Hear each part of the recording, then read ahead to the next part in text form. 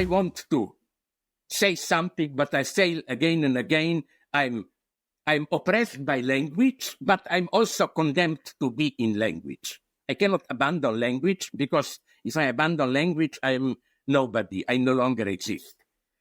And based on these insights, I would even approach, again, all these questions about artificial intelligence, do machines think, and so on.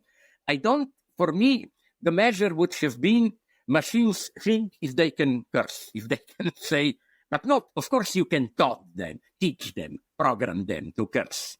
But if they can violate their own program by simply cursing and so on, cursing out of their own, as it were, subjectivity.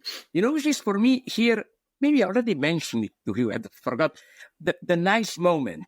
Mel Brooks, did I already mention to you his movie, this short history of humanity or whatever, where one episode, Mel Brooks, he plays a waiter who is in Jerusalem 33, it's a comedy, asked by some mysterious people, we have a very important dinner tonight. Could you come there and serve, And then, okay, the guy goes there, it's Last Supper, of course, no. And there is a wonderful moment. He,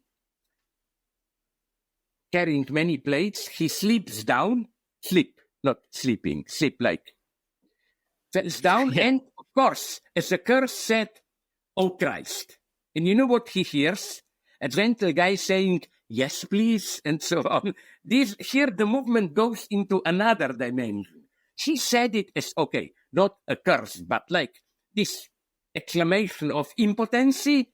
And what comes is somebody takes this as a personal address, as an act of communication, This is why, again, I'm more and more convinced that without taking into account all these obscene examples and so on, we cannot really understand language. And language is getting so important today again.